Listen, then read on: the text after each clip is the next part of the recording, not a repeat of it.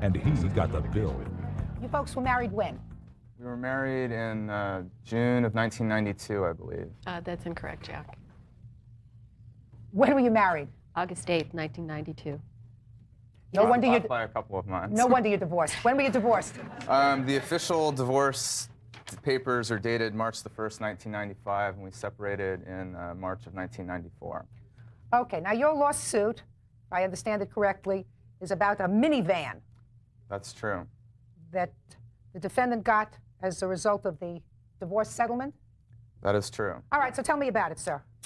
Well, when we were married, the defendant, my ex-wife, was extremely interested in leasing a minivan. That's not true. At the time, I did not feel that we could afford it, but she had her heart set on it, so I agreed. You know, marriages are made of compromise. So you leased the van? We leased the van. For how long? The van was leased on December 1st, 1992, and I believe it was a 2-year lease. I have a copy of the lease here. Okay. Yes, it was. We separated in March of 1994 and I filed for divorce somewhere in that time. I don't know the exact date. Who got custody of the minivan in March of '94? The defendant. Is that correct? Yes, it is. Okay, go. Okay.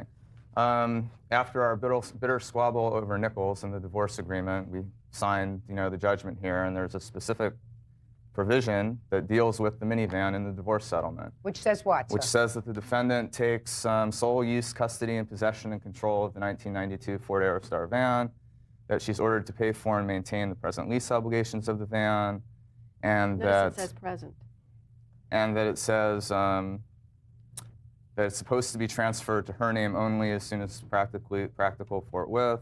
The respondent is ordered to indemnify and hold the petitioner, who is myself, harmless and render him a defense from any obligation arising from or in connection with the use of the vehicle. Okay, so she got the van, and she was supposed to take care of all the expenses on the van. That's what right. that says. Mm-hmm. So what happened? Well, unbeknownst to me, in about October of 1994, she stopped making payments on the van. Mm-hmm. I found this out in May of this year when I was hit with this summons from the Ford Motor Credit Company. First off, I made all the payments but one.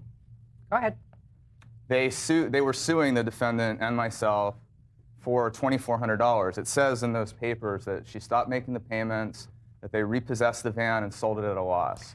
I was totally in the dark about all of this. Ms. Holmes, did they repossess the van? Yes, they did. Okay, go ahead. And then I was hit with the summons. I mistakenly believed that the divorce agreement held me damageless from that.